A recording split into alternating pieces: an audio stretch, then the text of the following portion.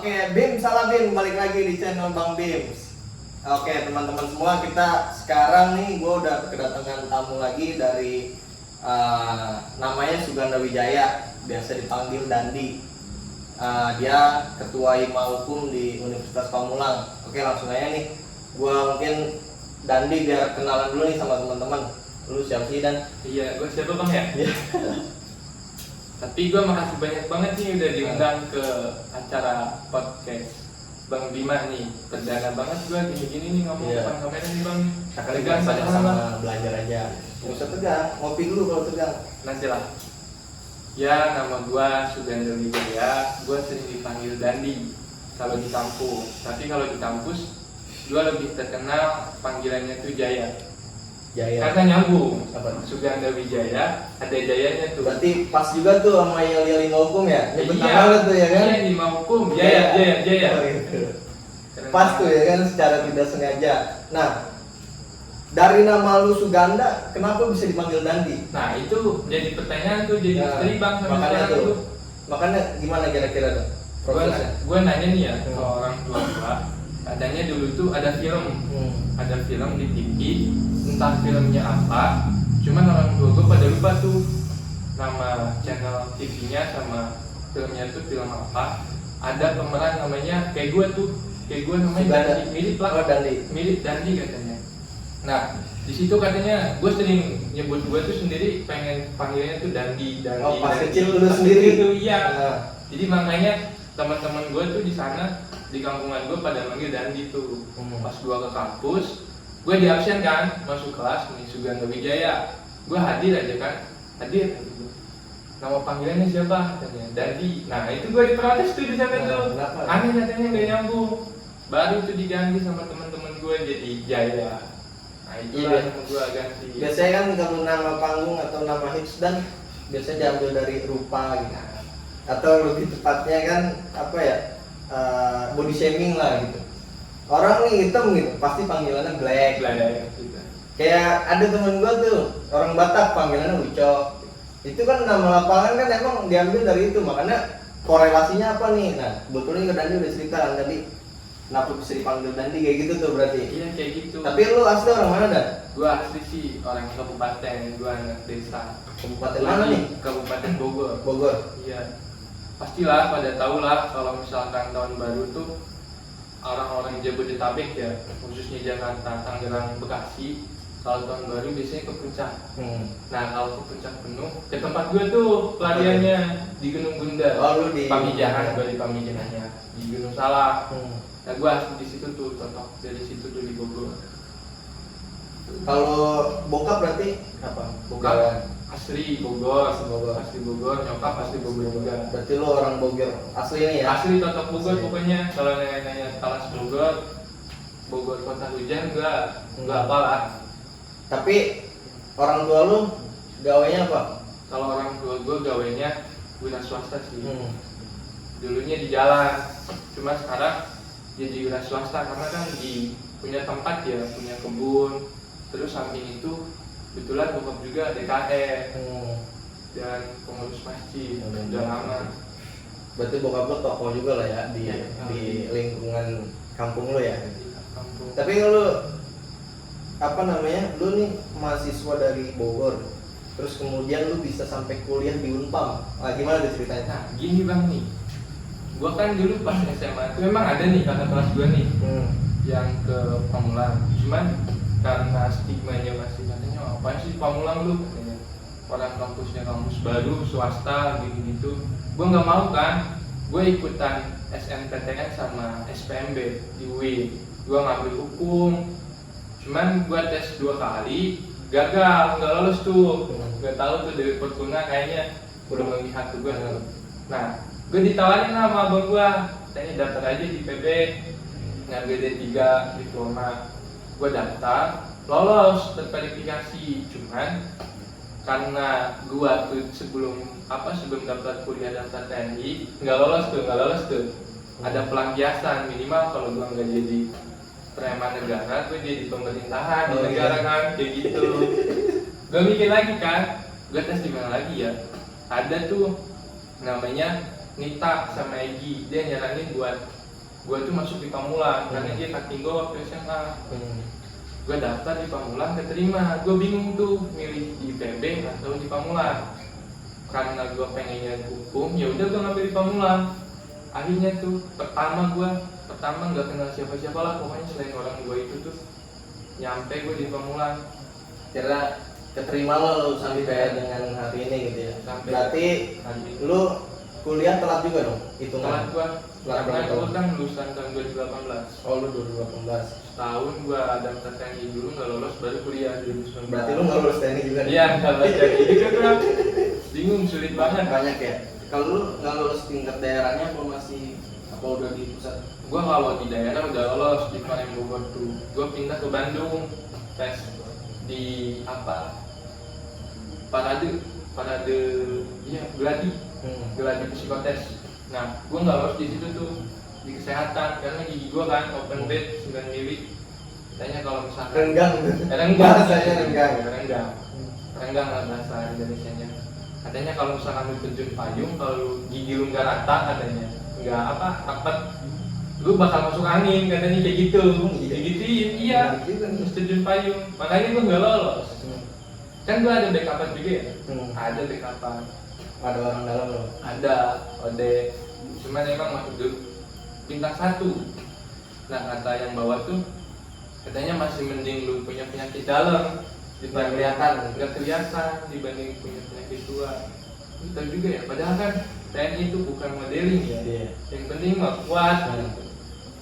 Iya karena kan pasti dia juga punya kualifikasi sendiri kan. Nah menarik juga nih, tadi lu bilang kan lu mau jadi apa, preman negara gitu atau mau jadi apa, pejabat negara. Maksud lu kayak gimana nih? Dan lu jangan sampai salah kaprah kan, lu jadi preman negara kayak gimana nih gitu kan. Gua kan preman itu kan preman, pridana, Gitu. manusia bebas ya. Oh, Manusia. berarti bukan preman yang suka malak ya? Bukan kayak gitu kan. Kalau gue jadi pejabat negara ya dalam hukum tuh ya kayak bebas aja gitu. Kalau ada kasus baru gue punya job desk. Kalau nggak ada kasus kan gue bisa milih. Kalau pengacara gitu ya? Pengacara Berarti gitu. cita-cita lu pure nih hari ini mau jadi pengacara. Tapi gue berubah lagi. Apa tuh?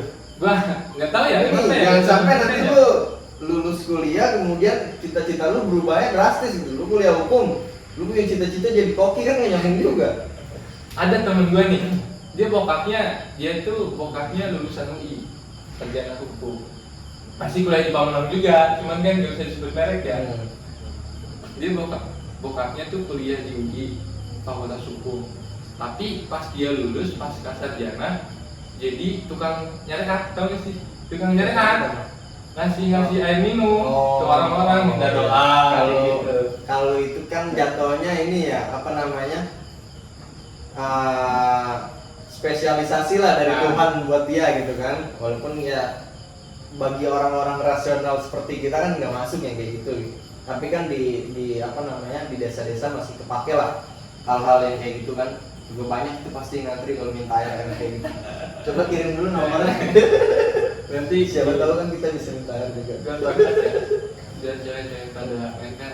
Tapi kalau orang lihat lu hari ini di kampus gitu, dan kan mungkin wah sosok Dandi nih yang wah ini udah ketua fakultas hukum nih gitu kan. Nah makanya selain daripada itu, karena kalau gua bahas lu nih di kampus kayak gimana gitu, udah basi lah itu, udah pasti banyak hangeho-hangehonya gitu. Nah makanya gue juga mau tahu nih Dan, kehidupan lu selain daripada di kampus gitu kan, hal-hal yang memang menurut lu nyeleneh gitu yang pernah lu lakukan nih, kisah-kisah hidup lu dulu sebelum sampai lu pada titik hari ini gimana? Gue ngopi dulu kali ya. Ngopi, Apa biar kan? nggak tegang. Iya biar nggak tegang. Gemeteran sih lu, gue lihat. Ya, emang ya? Santai aja. Gimana? Gue juga nggak nyangka sih, gue bisa sampai kayak gini. Gue tahu ya, karena mungkin takdir Tuhan kayak gini. Garis tangan sih. Iya garis tangan. Tapi gue dulu tuh parah banget sebenarnya. Gimana? Tuh kehidupannya kelam banget. Gue kan sekolah dasar tuh madrasah ibtidaiyah, SMP madrasah sanawiyah, SMA madrasah aliyah. Nah, pokoknya backgroundnya Islamic banget nih. Islamic banget lah. Islamic boarding school. Cuman kelakuan gue nggak kayak Islam yang kita kenal gitu, karena nyontek kan. Gimana tuh jadinya? Kalau gua kan nggak tahu nih ya kan, Islam garis lurus aja sih. Garis lurus ya biasa aja. Gua tegak lurus gitu, sholat 5 waktu gitu kan rajin mengaji dan tidak sombong. Dari hati juga Iya. ya. Kalau itu mah pasti, karena kan kewajiban sama tekanan orang tua. Lingkungan juga, cuman di samping itu Gimana? gue sekolah dasar udah ketahuan ribut kok. Jadi di nama madrasah madrasah ibtidaiyah gue tuh namanya MI Darul Ulum. Di atasnya lagi ada MI Banuria. Nah hari Sabtu kan biasa tuh ada pelajaran PJOK, pelajaran olahraga kan. PJOK sama ekskul tuh Sama biasanya. ekskul hari Sabtu. Gue main biasanya kan biasa ngadu bola kayak gitu kan, namanya bocil gitu. Adu kontak fisik meskipun bahu doang gitu, apaan lu. Nah gue ketahuan ribut, jadi gue punya abang-abangan lah yang ada SMA, yang ada senior. Kalau ribut-ribut tuh, nah gue didoktrin tuh, katanya lu kalau nggak ribut bukan bocah bogor, katanya kalau sekolah nggak ribut bukan bocah bogor, katanya.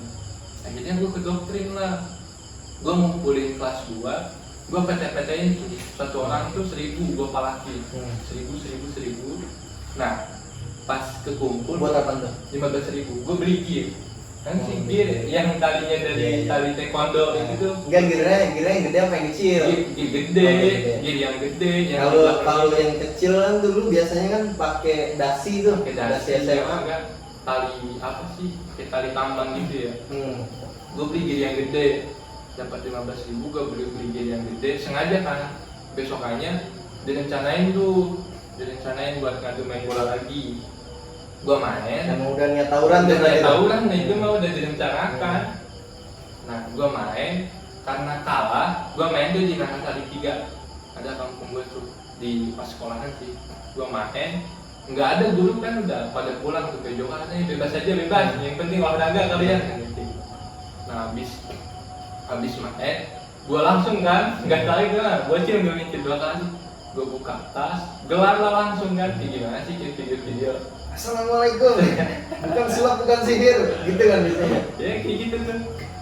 Cuma bahasa Sunda kali di Bogor kocak tuh. Kenalin gua gitu dari madrasah ibtidaiyah dari dulu, Pak. Iya. Diputar-putar.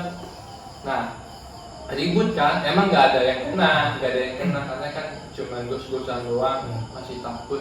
Tapi kegep sama guru, ada namanya Pak Upen. Nah itu guru kepala sekolah. Dia kebetulan lagi di mana gitu, habis kunjungan, kelihatan kan gue bawa gear, namanya bocil, panik, tas gue lempar, gue kabur langsung, diem di makam tuh sama bocah-bocah, habis dipanggil, biasa kan di strap, ada di strap kan, tau kan sih? Iya, Strap di depan tuh, depan tiang bendera tuh. nah iya, suruh hormat, ditanya Digamparin nggak? enggak sampai digamparin, kecil langsung udah tahu orang menjadi apa kalian. Kelas berapa tuh posisinya? Kelas 6 itu guys, sebelum sebelum UN tuh apa sih namanya? Ujian sekolah. Pas ujian sekolah banget tuh, enggak sih, enggak di DO. Nah itu yang pertama kali tuh gue kenal ribut tuh, baru SMP-nya. SMP gue lebih parah, SMP, SMA apalagi, SMA lebih parah juga. Itu kalau bicara ribut tuh. Itu Kalau kalau yang lain ada nggak kira-kira? Nah, kita kan sama-sama tahu nih kehidupan di SMP gitu kan, SMA namanya SMP, lu bakal ngerasain pahitnya cinta gitu kan. Ketika lu masuk SMA muncullah baru manis-manisnya gitu kan. Kan kalau zaman SMP kan ya namanya bocil pacaran gitu ya pasti. Tapi lu pernah ngerasain nggak? Apa yang mana nih? Lu masih SMP tapi udah pacaran? Udah gue mah, udah ngerasain. Kelas 3 tuh udah jadi fuckboy. Sampai Ada. sekarang? Enggak sih, kalau sekarang mau bertobat. Udah tobat. Dan kita nggak tahu nih tobatnya kan sementara selamanya. Tapi Kayaknya sih konsisten. selamanya sih harus konsisten, karena kan lu hari ini udah posisi lu sebagai ketua umum gitu. Malu juga kan gitu. Gue udah berapa kali gue bilang, dan kemarin juga gue bilang narasumber gue sebelumnya gitu kan, gue bilang ke Reja, ya lu kalau belum selesai urusan hati, jangan sampai lu ngurusin hati orang banyak, karena lu akan banyak melibatkan perasaan dalam kepemimpinan lu gitu. Jadi makanya harus selesai dulu urusan hati. Itu dan itu tips saya sih dari gua. Karena kan ya jadi kita jadi pemimpin pasti banyak bakal melibatkan perasaan dalam artian gimana lu kalau misalnya lu belum selesai urusan hati gitu. Udah disuntuk masalah organisasi gitu kan, terus nggak ada yang semangatin nih, lemes ya kan, lemes Desti belum semangatin sama ayang gitu, punya jangan sampai kayak gitu. Tapi lu punya ayang nggak ada sih. Nggak ada. Waduh, Kalau orang yang makanya cepet-cepet gue cari deh. kalau orang-orang yang dekat gitu ya Banyak. Ada yang lebih dekat, ada juga, tapi nggak status. Sekarang kan nanti harus bagi-bagi waktu. Biasanya kalau nggak status tuh komitmen tuh. Komitmen biasanya gitu, jalanin aja dulu. Iya, siapa tahu itu sih. kata-kata penenang tuh. Jadi suatu saat lo mau meninggalkan bisa tuh ya. Kalau dia marah, ya kan kita tinggal ngejalanin doang. Apa ya? Maksimalkan ikhtiar untuk menjemput takdir gitu. Oh gitu. Kayak gitu. Berarti apa namanya langkah lu nih dari hari ini kan tadi kan lu bilang cita-cita lu mau jadi pejabat negara nih gitu kan, artinya kan lu harus punya langkah strategis gitu untuk mencapai sampai dengan titik itu gitu. Nah kemudian gimana kira-kira apa namanya langkah yang udah lu siapin nih buat sampai lu menjadi freeman kan, preman gitu kan, jadi preman negara gimana Jadi gitu? banget ya, Apa? jadi preman negara. Gimana? Ada sih step-step makan kata dulu gua katanya yang penting mah kalian hidup punya tujuan, punya target, gak peduli hambatannya apa, katanya ombaknya sebesar apa, badainya sekencang apa, yang penting kalian tetap konsisten katanya jalanin target buat nyampe tujuan lu. Nah, gue sih udah diskemakan tuh, cuman lagi dijalanin aja sih. Kalau sekarang kan emang karena diamanahkan gue ya di Hima di Fakultas Hukum, gue jadi ketua.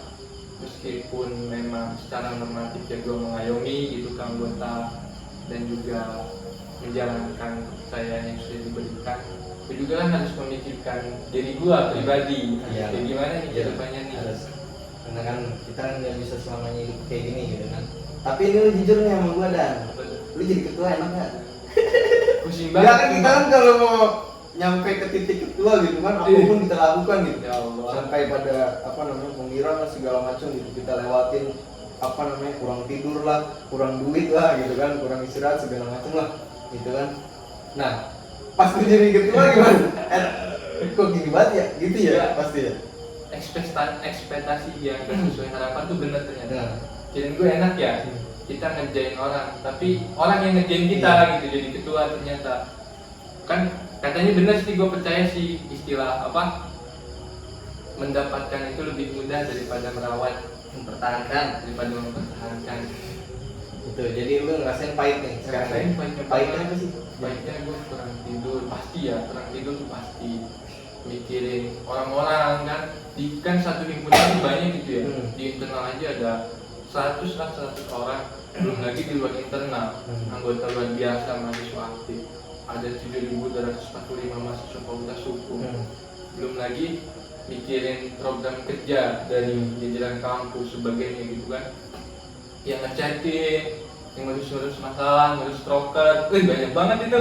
Ya Allah, sampai kewajiban tuh ketinggalan. Kita lebih mementingkan kenikmatan hati orang lain dibanding hati kita gitu. Ya kan, karena kan ketika lu sudah berkomitmen untuk jadi ketua gitu, kalau gue punya prinsip ketika gue udah menghibahkan diri gue sebagai ketua gitu kan, artinya gue ya itu tadi menghibahkan segala sesuatunya itu untuk kepentingan umat gitu sih.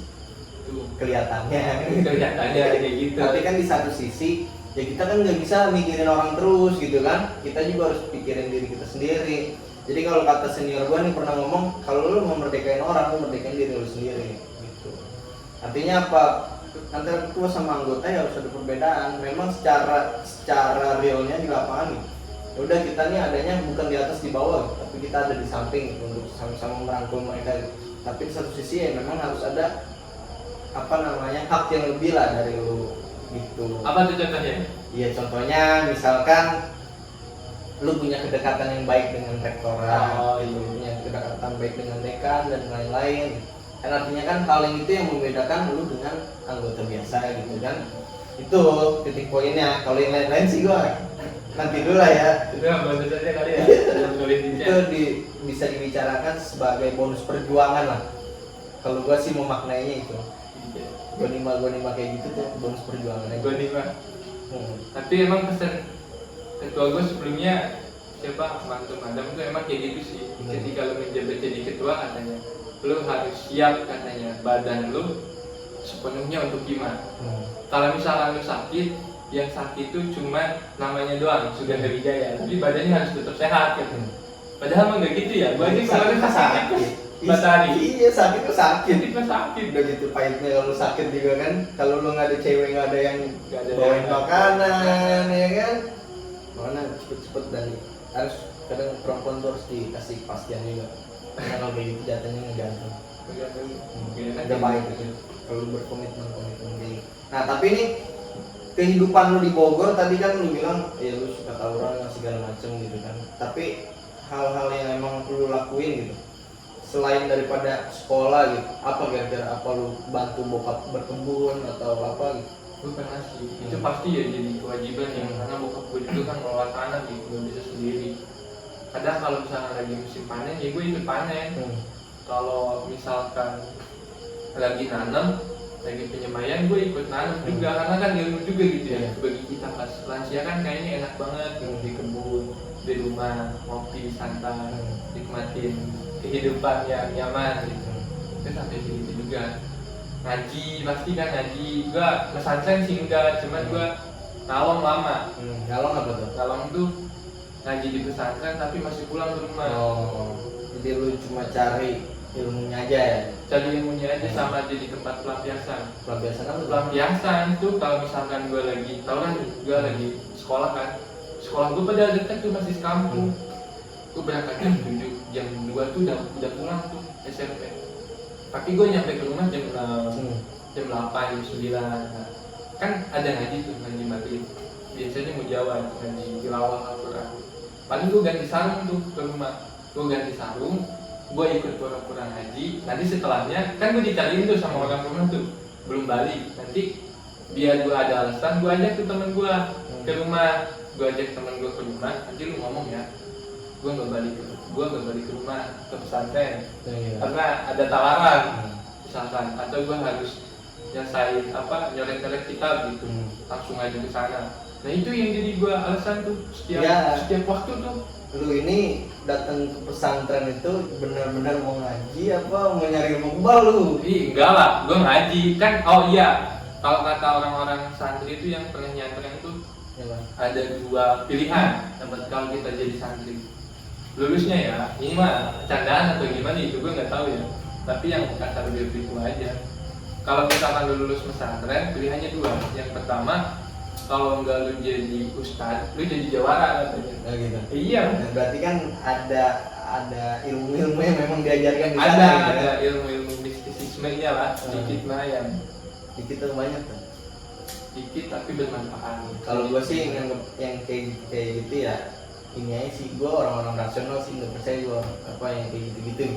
Tapi ya tetap kita harus saling menghormati gitu kan. Gue tidak mempercayai, tapi gue kemudian menghormati aja kepada orang-orang yang belajar kayak gitu. Kan nggak disalahin juga kan. Tapi lu pernah nyaksiin nggak orang yang dibacok karena kebal gitu? Pernah kan? Kok nggak bisa jadi percaya gitu? Ya karena kalau misalkan gue percaya, artinya gue mengkhianati Tuhan kan gitu. Iya, jatuhnya musyrik gitu kan. Gua juga beberapa kali gitu kan sempat jadi pelaku tawuran juga kalau gua sampai masuk di polsek gitu. Tapi itu lalu lah gitu. Gua pernah lihat orang kebal bacok segala macam pernah. Cuma gua nggak percaya aja karena bagi gua ya mungkin lagi ininya hoki ya, gapes dia. Yang kayak gitu-gitu kan juga pasti ada waktunya untuk kena hari apes gitu. Bukan kita punya ilmu kemudian sombong-sombong di depan orang, itu kan nggak boleh juga.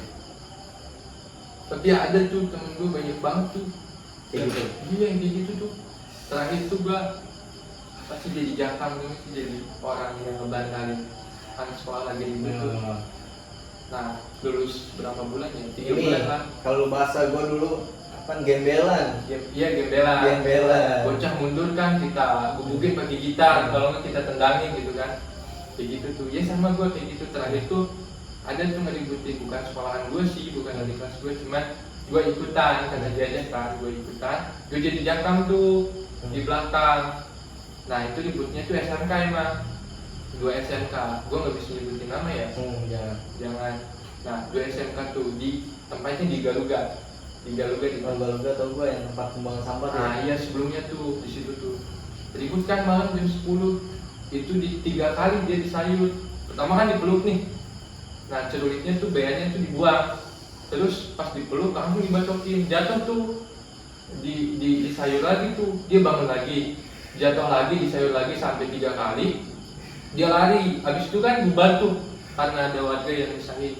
Nah dilihat tuh barangnya asli, cuma gua sampai istighfar, karena sajam yang dipakai buat ngebacokin dia tuh pengok. Iya, sampai melengkung. Celurit Madura lagi. Maka kata gua mikir kan gua, apa ini yang dibilang tektok baja? Tektok baja, besi sama besi diaduin gini. Gak ada yang kalah, tapi ya mungkin pengok-pengok ada lah. Gue sampai terakhir tuh nyaksiin kayak gitu tuh. Lebihnya mah SMA gue ngerasain sendiri. Sampai gue dibawa ke kecamatan, bokap gue yang jemput. Nih untungnya bokap lu jagoan juga tuh, jadi dulunya selalu suruh balik aja kan, suruh balik doang. Ini nih tragedi terakhir sama tangan. Lagi apa sih, nggak pas ribut sih kebetulan, cuman gue jatuh karena dikejar Satpol PP kan. Terus jatuh, gue dibawa ke kecamatan, langsung lah pada nelfonin orang tua gue tuh. Kepala sekolah juga ngejemput gue tuh, hari Seninnya abis banget tuh. Tapi untung lu punya bokap mantan jagoan, jadi nggak ada yang berani. Untungnya sih gitu, cuman lebih banyak jeleknya. Iya, karena bokap gue nggak gitu katanya. Kalau misalkan ada yang salah ya baru disikat, kalau nggak salah mah nggak jadi masalah kan. Kalau kita mah jadi masalah, orang lagi lewat pandeki bebet banget. Di Bogor berarti ramai juga gitu ya? Ramai di Bogor mah. Tapi berarti lu selain ngebantu bokap berkebun gitu, kalau lu lagi di Bogor ngapain aja? Sekarang atau dulu? Sekarang boleh, dulu boleh. Tapi lu pernah kerja yang ini nggak sih? Kerja yang pakai fisik? Enggak, belum pernah tuh. Kan belum pernah. Gue selama lulus sekolah tuh belum pernah ngerasain yang namanya kerja. Sama sekali tuh. Sampai sekarang belum pernah tuh. Gak tahu kenapa ya. Kecuali ngebantuin bokap ya. Itu hitungannya kerja apa enggak sih? Enggak. Karena ngebantuin bokap ya udah sih. Bakti lu sebagai anak aja gitu. Gak usah diungkit-ungkit kerja itu mah. Walaupun pasti kan bokap ngasih juga gitu. Ngasih juga kalau udah panen mah. Iya. Ya terserah sih itu lo mau hitung kerja bagaimana. Enggak, kalau buat kerja kayak gitu gue belum pernah. Belum pernah gue. Apa ini kan kalau di Gunung Bundar kan ini juga dan ramai juga tuh. Iya, maksudnya di Pamijahan kan pasti lu di Gunung Bundar tuh. Kalau di Gunung Bundar kan kawasan wisata ya. Nah, pasti di kawasan wisata tuh kan banyak hal-hal yang negatif lah gitu. Kita sama-sama tahu lah gitu kan. Nah, tapi lu pernah jadi calon lah kira-kira di situ? Gue sering kalau buat teman-teman nih kan di Gunung Bundar tuh di kawasan wisata Gunung Salak Endah tuh ada 2 gerbang ya. Yang belakang Gunung Bundar, yang depan Pamijahan. Kayaknya sih gitu. Kan di gerbang tuh di pintain duit ya. Pintain duit per motor 35. Belum masuk curugnya lagi, belum masuk wisatanya lagi. Gue bukan jadi calo, cuman gue ngebantu. Banyak banget tuh. Karena bisa koordinasi kan, kita kenal sama yang jaganya. Kebanyakan sih emang dari ormas, warga setempat, PPM, Pemuda Pancamarga. Oh, berarti itu iya Pemuda Pancamarga. Dari keluarga TNI berarti ya? Keluarga TNI. Nah, kebetulan kan gue turunan veteran juga ya, masih ada hak lah di situ. Oh, lu masih ada hak. Minimal kalau gue nggak ngasih duit, gue kesana nggak bayar. Oh gitu. Mikirnya kayak gitu. Nah, gue sering tuh ngelolosin. Kadang modal 50.000 tuh berapa motor masuk. Kadang gue malu juga kan. Mereka kan jaga yang kerja gitu, kewajiban buat apa dapat gaji gitu, buat dapat setoran, harus bawa ke rumah. Kadang gue mikir kayak gitu juga karena mereka punya Gak apa-apa lah, kan Iya, kita iya. banyak kan bantu temen-temen dari Jakarta. Jadi Bisa juga. FYI juga nih guys, gue juga pernah dibantu sama Dani buat masuk gunung bener gitu. Nah, tapi di apa namanya kalau misalkan kayak villa segala macam tuh bisa lewat lu juga tuh. Ada aja yang ke gua. Bisa. Cuman pas bete tuh kan gua bukan tukang villa ya. Gua Hmm. bukan orang-orang yang pakai kuplung, Nah. sentering gitu malam-malam kayak tukang kodok gitu, bukan kayak gitu. Cuman ada aja tuh yang ngechat, "Bang, Suganda ya?" Ya, Tukang udah, villa ya, Bang? Ya, Gitu. tukang villa. Bang, gua lagi dari villa nih katanya. Tapi villa yang kamaran. Kan gua bukan tukang villa yang kayak gitu ya. Gua kalau misalkan buat acara-acara kampus Ada. atau apa, ya gua berani tuh karena ngebantu kan. Kalau udah villa kamaran tuh pikiran gua udah lah. Villa kamaran nih gimana sih? Iya. Ya villa yang diselain perkamar kali mungkin. Ya, gitu. Iya. Jadi dia datang ke sono sendiri gitu ke kamar. Kadang berdua mungkin. Berdua. Kayaknya berdua sih. Sama siapa tuh? Sama pasangannya Oh, pasti, sama pasangannya. Berarti banyak juga ya di sono itu yang apa namanya jadi tempat kayak gitu ya. Ada juga, Ada beberapa gitu. ada mungkin beberapa. Tapi kalau yang kayak gitu-gitu lu nggak bisa nih ngebantu. Iyalah, kan gimana ya? Namanya. Ngapain juga ya orang yang Itu gua. berbuat lu yang ngebantu kan? Jangan yang kayak gitu-gitu ya. Jelek sama gua. Bagian dosanya juga. Nggak kayak gitu. Artinya lu dalam arti ini kata Tuhan memfasilitasi. Ikut serta minum seska. Iya. Ada dia berdua Itu gitu. kalau dalam undang-undang hukum pidana kena juga lu. Ikut serta gua Iya. terlibat. Makanya jangan kayak gitu. Kalau bisa dihindarin lah. Udah kalau ada yang ngechat kayak gitu tuh langsung aja blokir aja. Gua blok. Gua sampai pernah ada kira gua tukang villa di puncak apa gitu. Karena nanyain villa kamaran. Kalau pila-pila buat kegiatan organisasi segala macam bisa ke lu berarti nih Bisa, ya. bisa aja. Banyak soalnya di sana. Kebetulan kan tempat makrab, tempat pelatihan, tempat wisata, rekreasi, banyak juga di sana. Kalau mau kayak gitu, biasanya kalau di puncak udah penuh tuh bisa lah itu jadi opsi kedua untuk acara-acara kayak gitu enak kan, bisa sekalian ngetrek kita di Gunung Salak kayak gitu. Kalau mau kan bisa hubungin nomor yang tertera di bawah ini gitu. Nanti Instagram lu gua cantumin juga. Iya. Nah, Bang, gua mau nyari pila nih buat makrab. Gua siap tuh. bisa tuh dulu ya. Bisa. Yang penting nanti ini kan bagian dari promosi. Jadi gua kebagian juga dong. Nah, dan tapi kalau misalkan apa namanya di Bogor nih, pasti kan ramai kayak gitu tuh. Terus juga lu tadi udah ceritakan banyak teman-teman juga yang datang ke sana kemudian ngubungin segala macam. Tapi kalau lu melihat gitu dari memang warga masyarakat di sana tuh apakah menyambut baik hal di situ, apa hal yang seperti itu, apa memang pura-pura nggak tahu? Kayaknya sih ngelihat sebelah mata ya. Ngelihat sebelah mata. Kayak kalau urusan lu lah itu. Iya, gitu ya. masing-masing aja sih. Karena kan tempat wisata, tempat pemasukan anggaran juga kan untuk pemerintah sama lebih tempat kebetulannya sama ekonomis sih. Iya, kebutuhan gitu. Iya kebetulan. Masih mending kalau weekend, biasanya banyak tuh yang acara-acara nyawa satu rumahan kayak gini, gila berapa kamar. Nah, susahnya kan kalau udah weekday, hari-hari biasa tuh, makanya opsinya mungkin yang tadinya pilahnya tuh disesuaikan per rumah, jadi per kamar, Oh, gitu. jadi per kamar. Itu dugaan gua sih. Berarti ini satu rumah kayak gini kamarnya beda-beda gitu. Kamarnya beda-beda, mungkin bisa ada Boleh juga tuh. lebih dari 10 orang, tapi mereka nggak sama-sama kena sama pasangannya doang gitu di kamar. Saya juga kayak gitu tuh, butuh pemasukan kan, mereka jaga villa malam-malam. Iya. Kasihan juga. Banyak penting gitu ya. Ini kayak gimana ya? Kayak di puncak pernah nggak sih, Bang? Enggak sih, Di puncak ya? gue maksudnya pernah ke puncak tapi yang kayak gitu maksudnya belum tahu, gue belum explore. Nanti lah gue coba buat ini video investigasi ke sana kan. Soalnya emang gue kan tadi gue bilang gue anak baik-baik gitu, Islamnya tegak lurus sih gitu. Dan Sholat berarti nggak ada tinggalan ya? insya Allah Puasa aman kemarin? kalau ketinggalan paling nggak bangun doang. Nggak bangun subuh. Subuh. Puasa aman kemarin ya? Insya Allah. Aman 30 hari itu. Kalau 30 hari kan nggak juga, pasti kan ya namanya lingkungan organisasi dan gitu kan. Lu juga mungkin ngerasain ya kan, lu puasa datang ke sekret tiba-tiba lagi pada makan nasi padang gitu kan. Enggak. Apa nggak terucukan perut lu tuh jam 12 siang ketemu kayak gitu ya kan. Kadang gua kalau lagi masih tidur dibanguninnya pakai kopi, Iya. pakai mie, Lu dikipasi gitu. Gua bangun tuh. ini lu pasrah ya jadi. Gue pasrah jatuhnya. Nah itu mah kenikmatan. Meskipun dari setan tetap aja nikmat. Iya sih. Oke Dan, nih masuk kita selanjutnya nih dari lu hari ini gitu kan. Kemudian lu mau kemana lagi nih Dan? Lu kan udah posisi lu sebagai sekarang kan jadi ketua hima nih. Terus kemudian langkah lu ke depan gimana? Kalau gua ya, karena gua masih ada 8 bulan lagi menjabat di hima hukum, gua pastinya nyelesain itu dulu. Selain daripada nyelesain gua di kuliahnya, skripsian kayak gitulah, tugas-tugas akhir. Plan gua, ya gua pengennya balik ke daerah sih. Gua pengen balik ke Bogor, Ngembangin daerah lu nih. kembangin daerah gua, karena kan gua nyari ilmu kesini tuh buat diimplementasikan di daerah. Gitu. Bagus sih.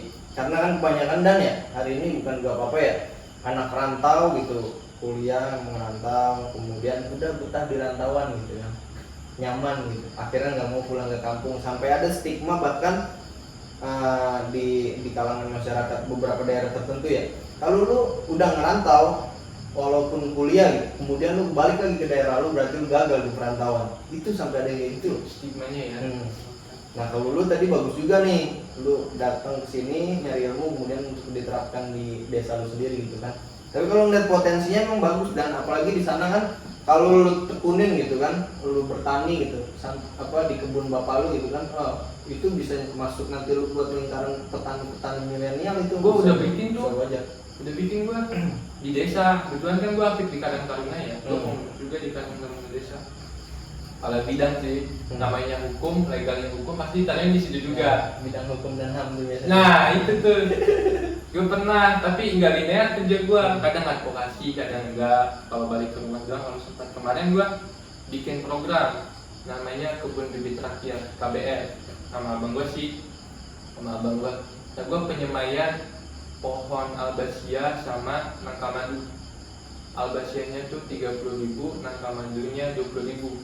Gua feel tuh ngumpulin pemuda-pemuda yang remaja-remaja yang gak punya aktivitas atau yang ke sekolah, yang nganggur.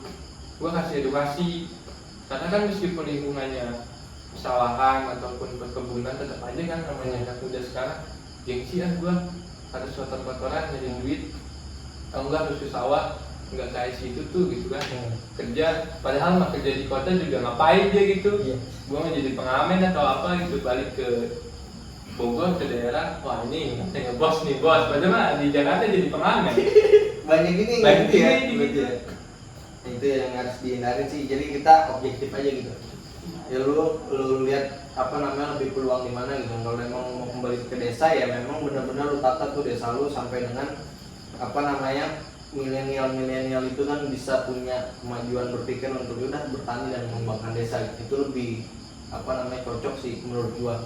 Apalagi kan kalau kita kan sebagai kaum milenial juga harus ini ya, bisa apa namanya, bisa lebih tahu lah informasi-informasi terupdate gitu kan, untuk bisa kita terapkan di perkebunan ataupun pertanian yang ada. Itu udah bagus kayak gitu. Kan orang kampung tuh masih dia tuh masih apa ya, masih belum tahu ilmu-ilmu saintifik, ilmu-ilmu modern dulu. Kalau di perkotaan kan udah ada hidroponik, meskipun itu cocoknya buat di kota yang nggak punya lahan. Kalau di kampung kan masih banyak lahan, ya minimal kita udah alat-alatnya tuh modern lah gitu, mesin alat pertaniannya. Gua kemarin ngedukasi itu sih, berapa ya, sekitar 30 anggota, sampai 40-an lah aktif tuh. Gue penyemayan, gue bagiin semuanya ke desa Pamijahan.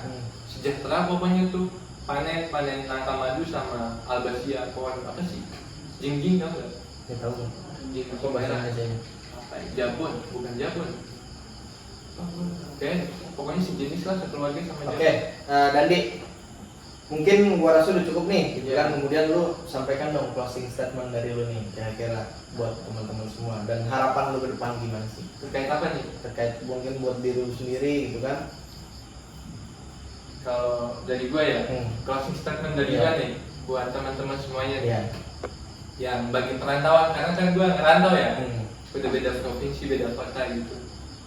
Ya gua dikasih wejangan tuh sama senior gua gini, katanya kalau ketika lu merantau tujuannya cuma dua. Kalau lu pengen duit ya lu kerja, kalau pengen ilmu ya belajar. Hmm. Nah, buat kalian mahasiswa yang merantau, ya usahakan orientasi kalian tuh nyari ilmu, makanya harus belajar. Itu yang pertama. Nah, buat diri gue sendiri, wejangan gue nih, bisa juga sih diplagiat sama orang lain. Gue tuh paling gak mau sukses dengan hal-hal yang gue tidak inginkan. Ya meskipun kalau kata Mario Pujo kan ya, dalam bukunya The Godfather, tidak ada satupun penolakan dari setiap adanya tawaran. Iya, tapi kan gue nggak mau meskipun ditawarin sukses, tapi itu hal-hal yang bertentangan sama pendirian gue, tetap aja kan. Gue nggak mau sampai tercabut dari akar prinsip gue. Bagus itu udah. Idealis banget ya. Jadi pesan gue cuma satu, cepet lu punya cewek ya. Iya. Oke, dadah.